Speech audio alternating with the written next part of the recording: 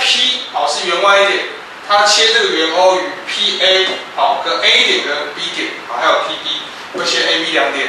接着他说角 APB 是120度，对吧？好，那他说 PA 是9，最后他问你这个圆 O 的半径是多少？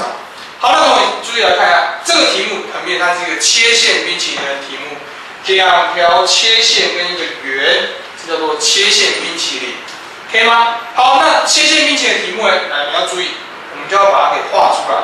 好，看到圆心，看到切点，对不对？好，所以把它连起来，圆心到切点连线必垂直切线，所以这两段都是垂直的。对，那这个题目呢，它问半径，对不对？所以你要把它给画起来 ，OP 给连过来。啊，你会发现 OP 连过来之后呢，很明显它角度会被平分，所以这是60度，60度，对不对？要求线段，我们要想到什么？相似型或毕氏定理嘛。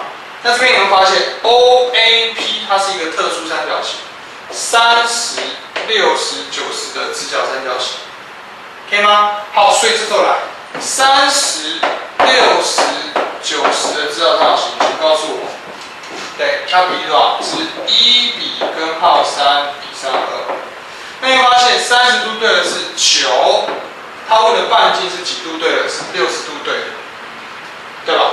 所以这个部分1怎么变根号3是乘根号3，所以这很明显就是9根号3。那斜边长呢？斜边长就是8，对吧？所以它半径对过来这边就是9根号3，有没有问题？